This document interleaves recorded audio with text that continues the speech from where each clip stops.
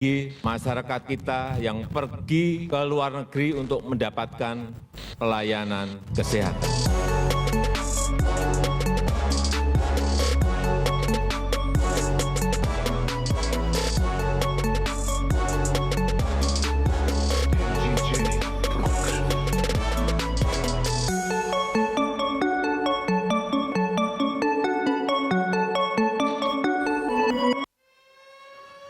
Presiden Joko Widodo meresmikan peletakan batu pertama pembangunan Bali International Hospital.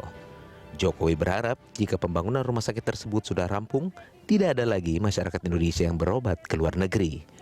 Menurut Jokowi, setiap tahun kurang lebih 2 juta masyarakat Indonesia pergi ke luar negeri untuk mendapatkan layanan kesehatan. Banyaknya warga Indonesia yang mempercayakan pengobatan mereka di luar negeri menyebabkan Indonesia kehilangan 97 triliun rupiah yang seharusnya dapat membantu industri kesehatan di tanah air. Kita akan memulai pembangunan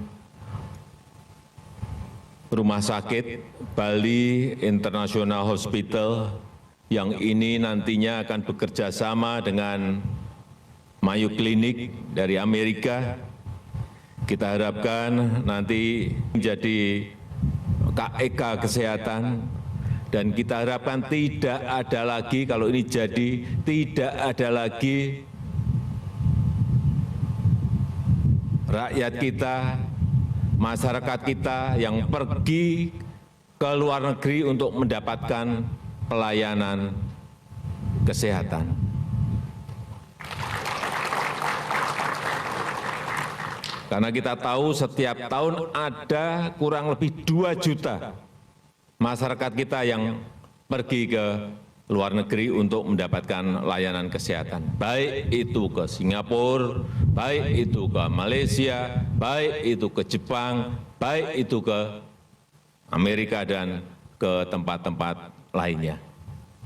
Dan kita kehilangan 97 triliun rupiah karena itu. Beberapa negara yang dituju warga negara Indonesia untuk berobat yakni Singapura, Malaysia, Jepang, serta Amerika Serikat. Tim Liputan Berita 1.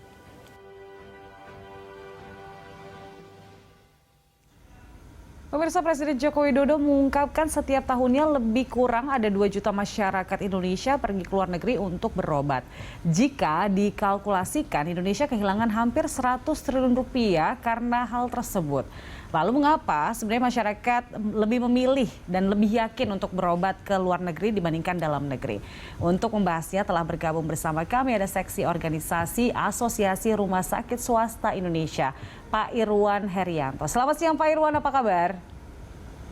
Selamat siang Mbak, Alhamdulillah baik. Baik, Pak Irwan, bukan rahasia lagi bahwa ada sebagian masyarakat Indonesia yang berpendapat dan lebih memilih untuk bisa berobat ke luar negeri karena menganggap lebih nyaman, lebih bagus, kemudian teknologinya lebih canggih. Wajarkah sebagian masyarakat tuh berpikir demikian? Ya sebetulnya ini masalahnya adalah mungkin literasi terkait dengan pelayanan di Indonesia mungkin perlu diperbaiki juga Pak. Karena sebetulnya bahwa rumah sakit kita juga cukup canggih-canggih Pak. Dan dokternya juga cukup hebat-hebat ya, kalau kita mau membandingkan gitu ya dengan yang lain. Sekarang pun juga sedang digalakkan dengan medical tourism ya, seperti itu. Saya pikir ini satu apa yang tadi Pak Jokowi sampaikan itu harusnya bisa berjalan dengan baik. Ya, jadi apa alasan warga negara Indonesia ini menurut Anda lebih memilih untuk pergi berobat ke luar negeri padahal ongkosnya juga bisa dibilang mahal gitu Pak Irwan? Ya, beberapa kalau misalnya saya sempat ngobrol gitu ya dengan beberapa teman-teman gitu yang mereka kenapa sih banyak berobat. Satu adalah masalahnya adalah terkait dengan kepastian tarif Mbak, seperti itu. Itu bisa terukur ya pada saat kita mau berobat apa gitu ya. Mereka sudah bisa memperhitungkan tarifnya berapa gitu. Mungkin ini perlu juga yang menjadi PR kita bersama barangkali seperti itu Mbak. Kenapa di Indonesia tidak menerapkan soal kepastian itu seperti rate gitu kan? Jadi kalau misalnya kayak di restoran kita udah bisa lihat di menunya apa perawatannya, kemudian harganya kisarannya berapa, itu kan sebenarnya lebih memudahkan. Tapi kenapa rumah sakit di sini tidak bisa menerapkan hal itu menurut Anda?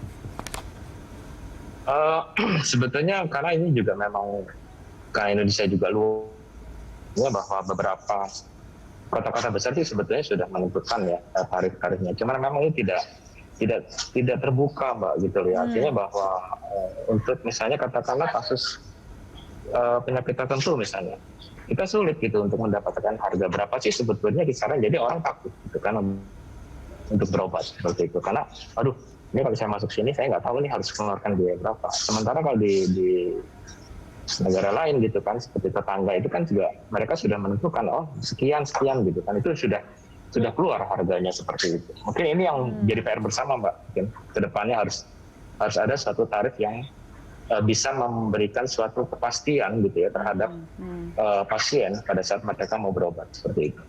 Oke, masalah harga itu kan salah satu aspek yang membuat orang itu lebih prefer untuk berobat ke luar negeri. Tapi dari aspek lain, misalnya dari fasilitas, kemudian dari tenaga kesehatan nih Pak Irwan, sebenarnya apa sih yang membuat warga negara Indonesia menurut Anda lebih nyaman dan akhirnya oke, saya berani untuk ke luar negeri untuk berobat?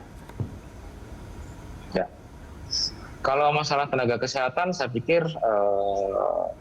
Indonesia tidak kalah. Ya. Cuman hal lain yang mungkin adalah fasilitas barangkali ya, fasilitas termasuk di situ adalah mungkin sekalian mungkin mereka ingin berlibur ya, artinya berlibur itu berobat tapi mereka juga mendapatkan suatu destination yang memang mereka incar gitu. Kadang-kadang mau berobat kemana sih, ke tetangga negara ini atau negara ini. Jadi kadang mereka selain mengukur dari memang layanannya, juga mereka juga melihat dari fasilitas negaranya yang ditawarkan seperti itu. Mungkin tadi seperti yang disampaikan di awal itu ada dengan dibukanya ya di Bali, mungkin itu menjadi salah satu daya tarik, mungkin salah satu untuk kita berobat di daerah-daerah yang mungkin menjadi salah satu tujuan wisata juga seperti itu. Atau yang seperti kita medical tourism seperti itu. Oke. Dari data yang Anda miliki atau berdasarkan pengamatan Anda nih Pak Irwan, apa sih yang paling dikejar oleh masyarakat? Perawatan kesehatan apa yang paling dicari oleh masyarakat Indonesia di luar negeri? Biasanya kasus-kasusnya memang kasus-kasus yang cukup advance ya, Mbak. Seperti itu, kayak kanker, kemudian juga ada beberapa penyakit-penyakit yang mungkin kalau di kita itu mungkin dalam tanda kutip mungkin masih antri ya untuk mendapatkan layanan seperti apalagi dengan mungkin di rumah sakit pemerintah seperti itu juga layanan yang antri tersebut barangkali itu bisa difasilitasi ataupun bisa didapatkan di luar negeri itu tidak dengan antri seperti itu. Baik. Nah, ini kan semacam ada titik cerah begitu ya untuk kita melihat Bali akan dibangun rumah sakit internasional. Ya. Meskipun kita belum tahu selengkap apa nanti, ya kan, seperti apa prosedurnya dan kecanggihannya kita belum tahu. Nah, tapi apa sih yang bisa kita buat pertama kali di sana sehingga setidaknya pasar dalam negeri itu akan menuju ke sana nanti? Ya, pertama harusnya adalah menginformasikan dengan baik ya kepada seluruh masyarakat Indonesia mengenai fasilitas-fasilitas rumah sakit yang ada di Indonesia pada umumnya gitu ya, bahwa kita sudah mampu kok gitu loh melakukan satu tindakan ini seperti itu. Yang mungkin kadang-kadang karena kita juga sering kita googling, sehingga informasi-informasi itu hanya dapatnya informasi adanya di luar negeri seperti itu. Barangkali ini bisa kita informasikan lebih giat lagi, artinya dibantu oleh pemerintah dalam hal menginformasikan kepada masyarakat seperti itu, Mbak. Oke, jadi masalah sumber informasi ini juga sangat penting. Bisa dibilang sumber juga, informasi penting. Iya, penting. masalah transparansi juga. Sebenarnya tidak ada masalah kalau masyarakat tuh tahu soal perawatan apa, prosedurnya seperti apa, begitu ya Pak Irwan ya. Seharusnya bisa sambil mengedukasi masyarakat juga. Setuju. Jadi, iya. Baik, kita masih akan membahas bagaimana nanti yang bisa dimaksimalkan dari sisi pelayanan kesehatan di Indonesia supaya setidaknya pasar Indonesia sendiri tetap berobat di dalam negeri.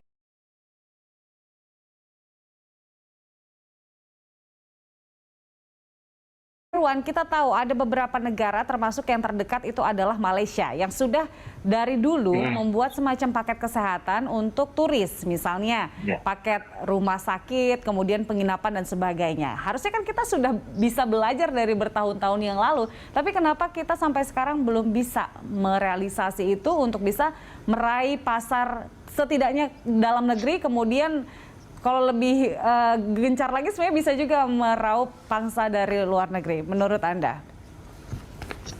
Ya, betul Mbak. Memang dari dulu ya memang negara tetangga itu sudah mempromosikan ya, baik rumah sakitnya maupun jenis layanannya seperti itu. Nah, kalau di kita ini kan memang ada aturan-aturan tertentu ya Mbak, yang artinya bahwa masih belum ada beberapa aturan yang menyatakan bahwa kita tidak boleh berpromo terkait dengan layanan-layanan yang mungkin kemudian ada persaingan harga dan lain sebagainya, seperti itu ya. Jadi ini saya pikir adalah yang terpenting adalah bagaimana kita mempromosikan ya, mempromosikan rumah sakitnya, layanannya, dan ini tentu harus dibantu juga oleh semua sektor dalam hal ini. Karena kalau kita nggak bisa bersama-sama dalam hal ini untuk mempromosikan jenis layanan dan rumah sakit yang memang mampu memberikan layanan tersebut, ini pasti akan terjadi terus, Pak. Karena masyarakat nggak tahu, gitu loh. Baik. Itu menjadi salah satu mungkin yang kita harus belajar bersama-sama dari negara tetangga. Harusnya kita bisa. Kita pasti bisa, harusnya. Pak Irwan, ini kan ada banyak sekali rumah sakit swasta yang sudah bagus-bagus banget ya dari fasilitas ya, dari tenaga kesehatannya.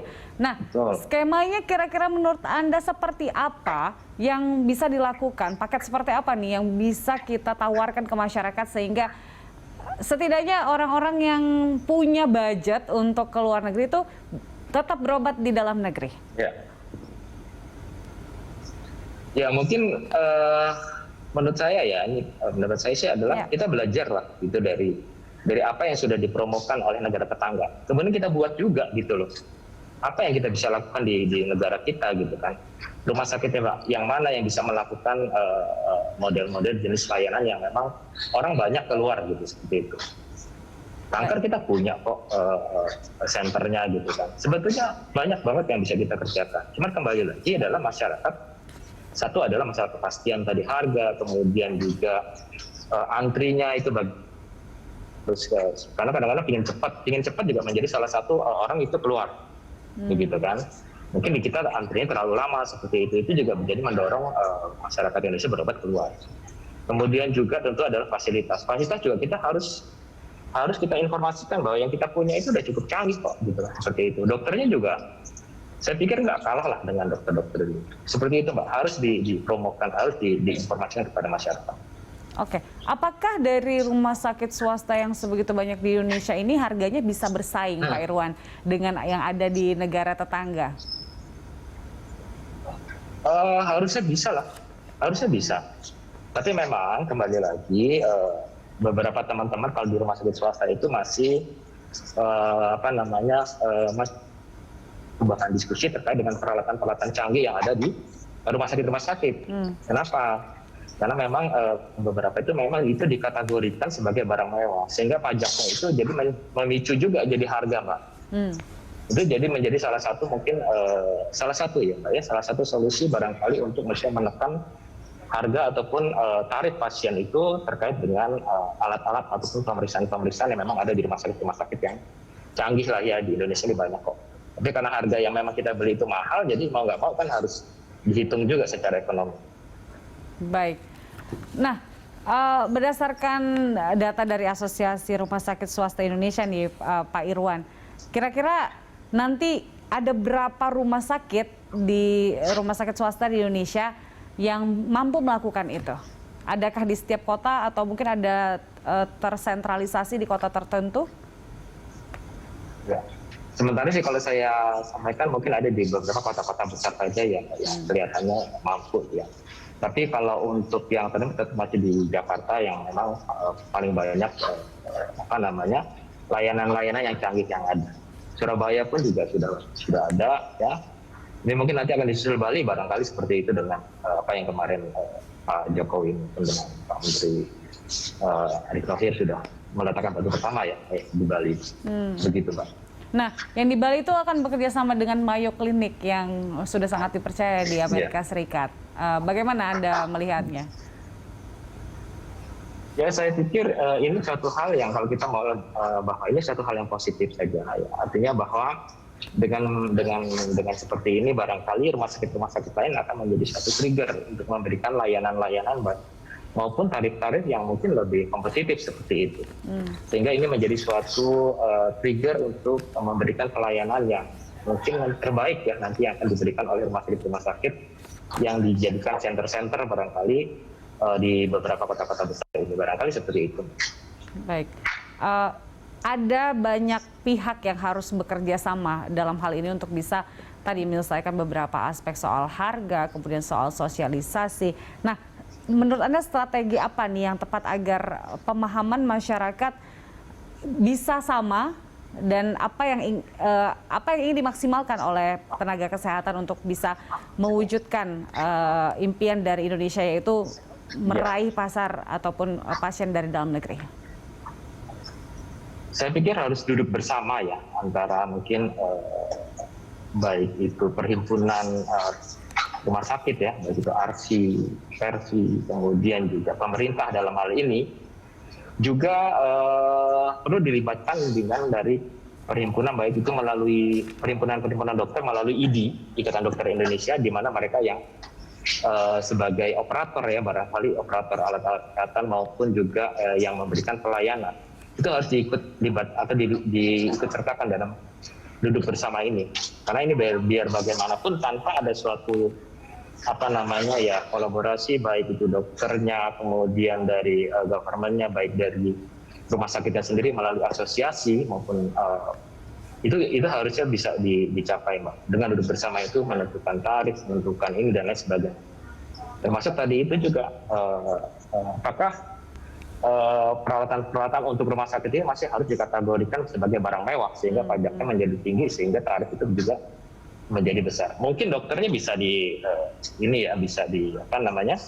bisa dibicarakan terkait dengan jasa medisnya. Tapi kalau alat kan memang agak susah, Mbak, karena memang belinya saja mungkin harganya sudah tinggi seperti itu. Baik. Sebagai modal. Kira-kira seperti itu, Mbak. Iya, Pak Irwan, ini kan di sini kita ingin meyakinkan juga masyarakat untuk bisa mendukung bagaimana keinginan dari pemerintah ini sendiri, karena juga ini menyangkut devisa negara juga kalau misalnya ini berhasil ya, bagaimana kita bisa memaksimalkan perawatan ataupun pengobatan di dalam negeri begitu, Pak Irwan. Nah, dari data yang Anda miliki, Pak Irwan, perawatan kesehatan apa yang di Indonesia ini maksimal dan kelebihannya itu di bidang apa saja, sehingga masyarakat mungkin boleh setelah ini research gitu kan, oh iya benar ada di rumah sakit ini untuk pengobatan ini dan kemudian tidak perlu keluar negeri. Sebetulnya kalau kita lihat center-centernya banyak kok, Mbak. Ya, artinya bahwa misalnya di Jakarta sendiri kan ada kanker center kan, ada rumah sakit pemerintah, ya seperti itu. Juga ada rumah sakit mata, ya itu juga udah cukup bagus ya. Ada beberapa center juga di situ. Kemudian beberapa juga di Surabaya kalau nggak salah itu dari rumah sakit bedah saraf yang udah cukup canggih juga seperti itu. Itu sebetulnya banyak kok yang sebetulnya kita bisa promokan. Balik lagi sekarang adalah menginformasikan atau mengedukasi kepada masyarakat, itu yang penting, Mbak, sebetulnya. Baik, artinya ada beberapa bidang sebenarnya kita juga punya spesialis yang sangat bagus di Indonesia ya, Pak Irwan ya? Banyak. Oke. Terakhir Pak Irwan, bagaimana Anda bisa meyakinkan masyarakat untuk tetap berobat di dalam negeri? Ya, bahwa meyakinkan masyarakat itu bukan suatu hal yang mudah. Memang ini harus kerjasama dengan semua pihak. Baik itu pemerintah dalam hal ini Kementerian Kesehatan ya, kemudian juga dokternya melalui IDI ya, seperti itu juga rumah sakit dari asosiasi pun juga harus bersama-sama. Juga tentunya adalah bersama-sama kita memberikan suatu edukasi kepada masyarakat, informasi kepada masyarakat bahwa di Indonesia itu juga cukup bisa memberikan pelayanan yang baik. Cukup bisa juga mungkin dengan harga yang terjangkau seperti itu. Itu juga, dan juga dengan adanya yang di mana ini ya, di Bali ini juga mungkin saya menjadi salah satu ya, mengejar dari misalnya katakanlah wisatanya gitu kan. Karena di Indonesia sendiri pun sudah ada yang namanya Perdektif Persatuan Dokter Wisata Indonesia pun sudah ada seperti itu. Artinya memang kita sudah berupaya untuk bersama-sama untuk menginformasikan kepada masyarakat Indonesia bahwa Indonesia bisa memberikan satu layanan yang terbaik, didukung dengan alat-alat yang juga cukup canggih. Oke, agar untuk dana 100 triliun rupiah tadi yang ke luar negeri untuk pelayanan kesehatan bisa tetap di Indonesia ya Pak Irwan ya? Betul. Jadi kita menjaga lah, jangan keluar dulu lah gitu kan, artinya. Iya. Tapi yang kita harapkan juga dari pihak rumah sakit adalah juga memaksimalkan pelayanannya loh Pak, supaya kita tetap tidak ragu untuk bisa berobat di dalam negeri. Betul, pasti. Upaya-upaya itu kan sekarang kan juga sedang diatur oleh semua ya, artinya ada ID-nya juga, ada pemerintah dalam itu bersama-sama memberikan suatu layanan yang terbaik lah untuk masyarakat Indonesia. Baik, Pak Irwan, terima kasih telah bergabung bersama kami siang hari ini. Sehat selalu Pak Irwan. Ya, sama-sama. Terima kasih juga. Baik, itu dia pemirsa perbincangan kami dengan Irwan Herianto dari Asosiasi Rumah Sakit Swasta Indonesia. Lantas masih akan kembali dengan informasi lainnya usai jeda.